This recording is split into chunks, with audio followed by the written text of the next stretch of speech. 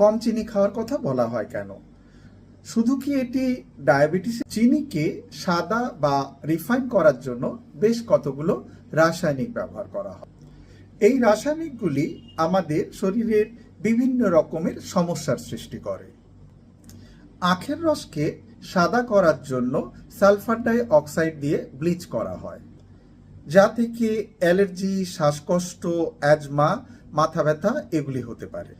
আখের রসকে পরিষ্কার করার জন্য ব্যবহার করা হয় ফসফরিক অ্যাসিড, যা ক্যালসিয়াম অ্যাবজর্পশনে বাধা দেয় এবং সেখান থেকে হাড় দুর্বল হয়। চিনি খাওয়ার সাথে সাথে রক্তে শর্করার পরিমাণ বাড়তে থাকে এবং শরীর থেকে ইনসুলিন ক্ষরণ হয়, যে ইনসুলিন এই শর্করাকে কোষের ভেতরে ঢুকতে সাহায্য করে। বেশি চিনি ইনটেক করলে শর্করার পরিমাণ অতিরিক্ত বেড়ে যায়, ফলে ইনসুলিন লেভেলও হাই হয়। তখন কোষ ইনসুলিনকে রেজিস্ট করে।